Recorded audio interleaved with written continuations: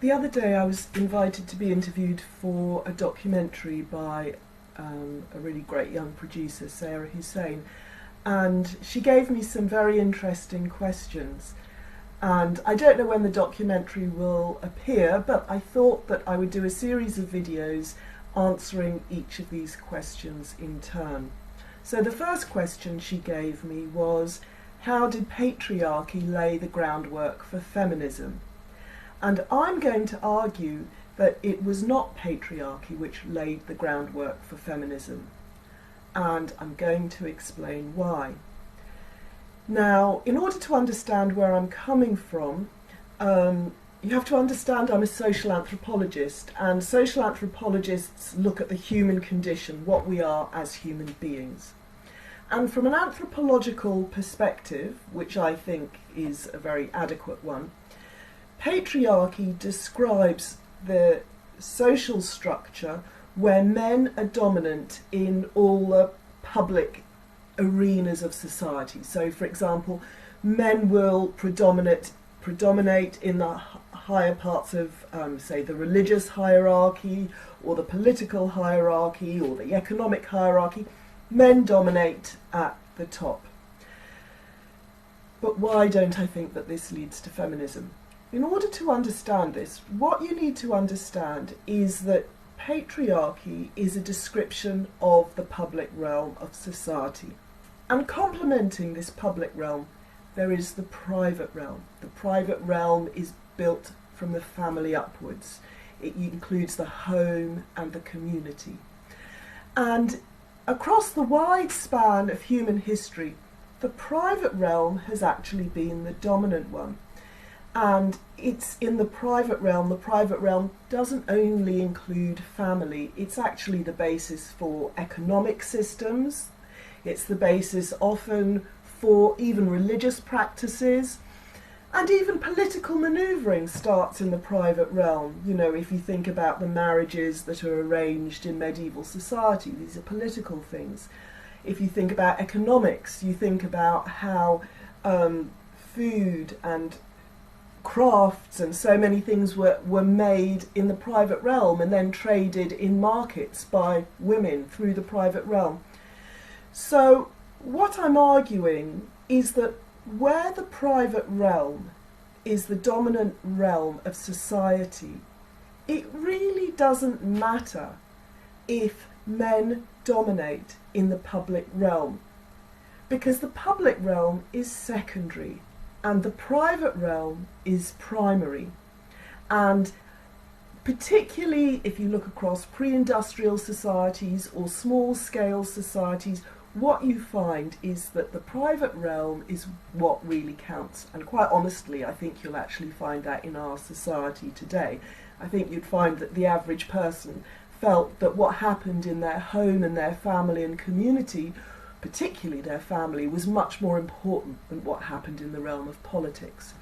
So the fact that patriarchy existed was not an impetus for feminism for as long as the private realm of society was the dominant one. But something changed towards the end of the 19th century, maybe it probably started a bit earlier, where, at least for the higher echelons of society, perhaps, the public realm greatly increased in importance. I don't know what contributed towards this. I think it may have been related to colonialism, imperialism, the empire, and industrialism.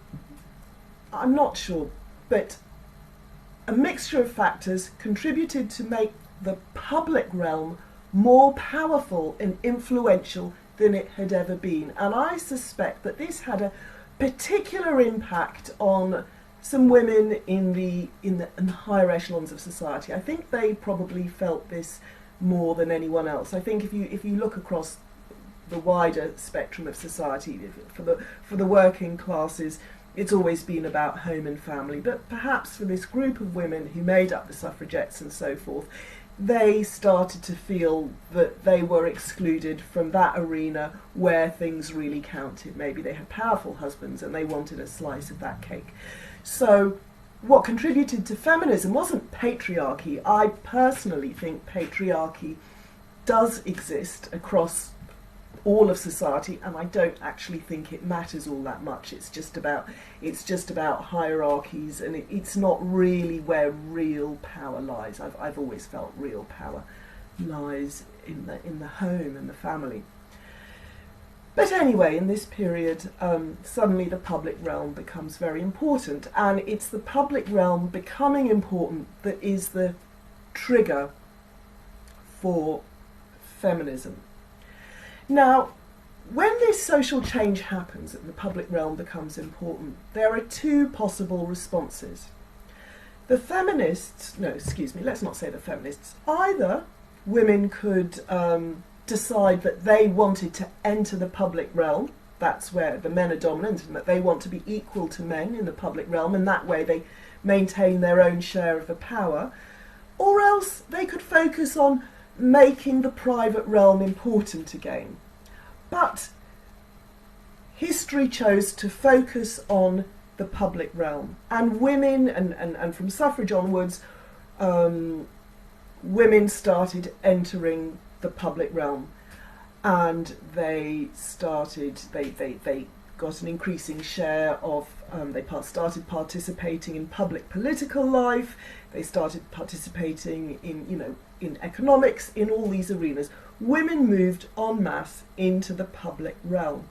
And this actually resulted in the withering and decline of the private realm of home, family and community, which I feel is an arena where women have actually always been in charge. I may have forgotten to mention that earlier. The reason it didn't matter that men had power in the public realm was because if you look at the private realm of home and family, women have always been in charge. This was our sort of strength, this was our source of power. But what feminists did when they got into the public realm was cause this private realm to wither and not quite die, but the family has really been fragmented, the community has been destroyed, and it's been quite a negative. And I want to explain why women entering the public realm en masse has been so detrimental to the private realm. It's not simply that there is no one left at home, although that perhaps is the most important factor. It's that the women in the public realm, the women with this political power, they themselves actually have little contact and little understanding of the concerns and worries of women who are more centred in the private realm. They have less contact with all that's going on in schools or caring for people. They know less about it because their life is focused, let's say, on politics in the public realm. But being women, they have that desire, which I think that goes with the territory of being a woman, or at least it seems to go with the territory of being some women, to interfere in family life. Women, it's a sort of neighbourhood busybody, now has the reins of political power. You know, this neighbourhood busybody in the past might have just gossiped about the people on her estate and interfered in her own social network. Now she has the reins of political power and she interferes heavily in private family life. And this is what we've seen for the past 50 years. It's through social services. We see it in the crumbling of the family, in the whole domestic violence industry, in the whole legal system, which in a whole range of ways, which I've written about elsewhere, has worked to destroy the family. And it's largely because of the women who have political power think that they know what's best for the family while actually having very little to do with the family themselves.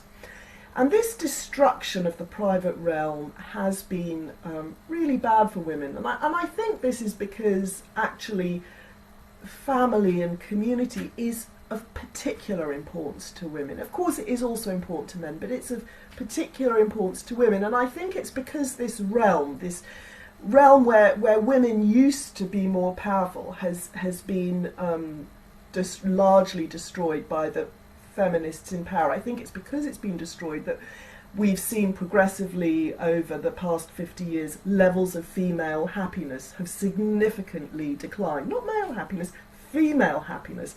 Levels of female happiness have really gone down. I also think there's been this explosion of young women who are drawn into the whole trans agenda. Young women, you know, with the world at their fingertips, who decide that actually they want to be male. I think that's a real indictment of the vision of womanhood which we are offering to our young people in current society.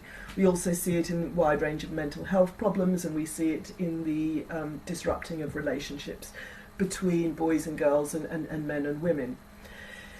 Now, what I want to talk about next is what are we to do in this arena where the private realm has been all but destroyed and the public realm has become sort of overbloated. And it's interesting to go back and think about the point at which this took place. This was, let's say, you know, this was the first wave of feminism. This was where the public realm becomes more important, and the feminist response, the one that triumphed, was let's go and enter the public realm of men. So what they did was, in a way, women adopted men's roles. They took on the masculine. But an alternative approach would have been to develop women's roles and develop the private realm of society and focus on building this up. It's interesting, I was reading actually about the female anti-suffragists, and they had a really exciting vision, because they actually believed that women had a unique calling around family and community, and all these women were very active in their local politics. You know, they helped in local level politics and in sort of charities and various forms of welfare. These women were politically active at the local level, and they actually believed that there should be sort of groups of women who were kind of commissioned to influence central level politics in those matters which concerned women and family. And often, and if I look at that, I actually think, well, that would have been really quite valuable. They wanted to shape politics and do so from the private realm. We could no longer even do that, because the private realm has been so decimated that even if all us women got together, we wouldn't know what to tell politicians, because I think that you know, we've become a bit out of touch. So I think the first strategy that we need to do, that we need now, is really to focus on building up this private realm of home and family once again. And this is where women and men both need to focus on building up an independent private realm. This is really key, because what we've seen is this huge control that the public realm of politics has over the private realm. So what we've got to do now is build up an independent private realm. So this could include things like, for example, focusing more on homeschooling, or just trying to do everything independent of the state. You know, let's care for each other, let's care for our friends and our relatives, let's help each other out as much as possible to build up a society from the bottom upwards which is independent of the state. This is what we now need to do. So anyway, that's where my answer to the question, what role did patriarchy play in the development of feminism, that's where my answer to the question got me. Thank you for listening.